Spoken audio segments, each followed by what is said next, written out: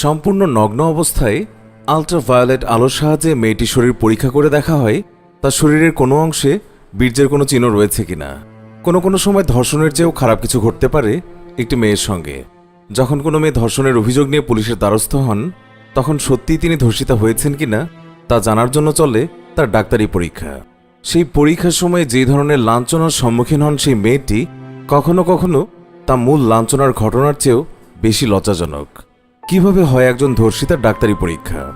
সম্প্রতি ভারতের ডাক্তার কে.এস. নারায়ণ রেড্ডি ও ডাক্তার ও.পি. মূর্তি তাদের the essential of forensic medicine and toxicology বইতে জানিয়েছেন সেই সব প্রশ্নের উত্তর। সেই বই থেকে ধর্ষণোত্তর ডাক্তারি পরীক্ষায় যেসব বিবরণ দেওয়া হয়েছে তা শিউরে ওঠার মতোই। সেই বই থেকে তুলে দেওয়া হচ্ছে 10টি তথ্য। 1.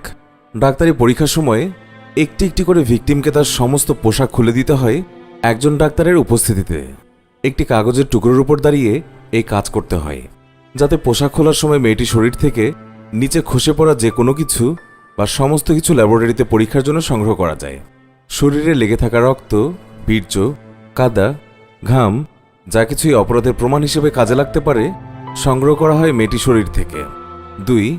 সম্পূর্ণ নগ্ন অবস্থায় আল্ট্রাভায়োলেট আলোর সাহায্যে মেয়েটির শরীর পরীক্ষা করে দেখা হয় তার শরীরের কোনো অংশে বীর্যের কোনো চিহ্ন রয়েছে কিনা।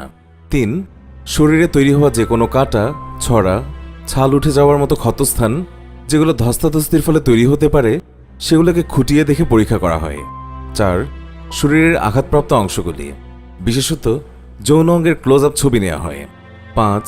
মেয়েটির শরীরের কোনো অংশে কতটা চাপ পড়েছে তার উপর নির্ভর করে কী ধরনের ক্ষত তৈরি হবে সেই অংশে। যদি মেয়েটির পিঠে বা কোমরে ছড়ে যাওয়ার দাগ থাকে তাহলে বুঝতে হবে মেয়েটিকে কোনো পাথুরে বা শক্ত জমির ওপর ফেলে নির্যাতন চালানো হয়েছে। স্তনবৃন্তে কামড় বা অন্য কোনো আঘাতের চিহ্নও পাওয়া যেতে পারে। 6.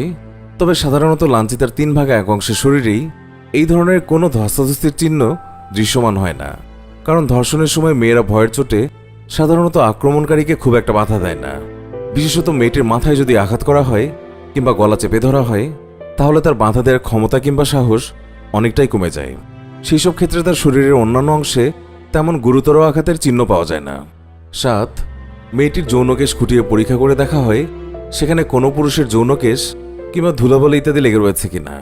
ধর্ষিতা জীবিত কিংবা মৃত হোক, তার অন্তত 15 থেকে 20টি যৌনকেশ সংগ্রহ করা হয় ডাক্তারি পরীক্ষার জন্য। 8. মেয়েটির মাথার চুলো সংগ্রহ করা হয় পরীক্ষার জন্য। 9.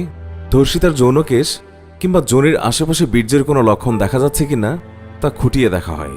তুলোর সাহায্যে মেয়েটির যোনিরও সংগ্রহ করে ল্যাবে পাঠানো হয় ডাক্তারি পরীক্ষার জন্য। খুঁটিয়ে দেখা হয় মেয়েটির সতীচ্ছেদের অবস্থাও। 10. যদি অপরাধ ঘটে থাকে 48 ঘন্টা কিংবা তার বেশি সময় আগে, তাহলে একটি কাঁচের রড, তুলো কিংবা স্প্যাচুলার সাহায্যে যোনির ভিতর থেকে সংগ্রহ করা হয় যোনিরস। দেখা হয় তাতে বীর্য কিংবা রক্তের কোনো নমুনা মিলছে কিনা। ভারতের পুলিশের অভিযোগ জানানোর পরে অকল্পনীয় হেনস্থার শিকার হতে হয় অধিকাংশ ধর্ষিতাকে। আইনি প্রক্রিয়ার অংশ হিসেবে মেয়েটির ডাক্তারি পরীক্ষার প্রয়োজনীয়তা অস্বীকার করা যায় না ঠিকই, কিন্তু সেই প্রক্রিয়া আরও কি একটু মানবিক হতে পারে না? আইনি প্রক্রিয়ার জটিলতা একটু কমিয়ে মেয়েটিকে সুবিচার দেওয়ার বিষয়টি কি আরও একটু প্রাধান্য পায় না? সুপ্রিয় দর্শক, এই ছিল আমাদের আজকের ভিডিওটি দেখার পর আপনার মন্তব্য জানাতে অবশ্যই কমেন্ট করুন। প্রতিনিয়ত আপডেটেড নিউজ পেতে আমাদের চ্যানেলটি সাবস্ক্রাইব করতে ভুলবেন না। আবারও দেখা হবে নতুন কোনো ভিডিওতে। সবাই ভালো থাকবেন।